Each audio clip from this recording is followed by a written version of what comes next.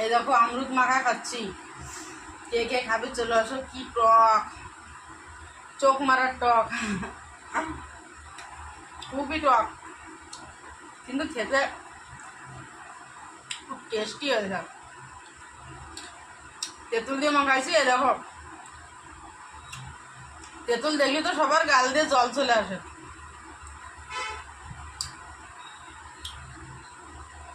এমন তেঁতুল দেখলে সবার গাল দিয়ে জল চলে আসবে।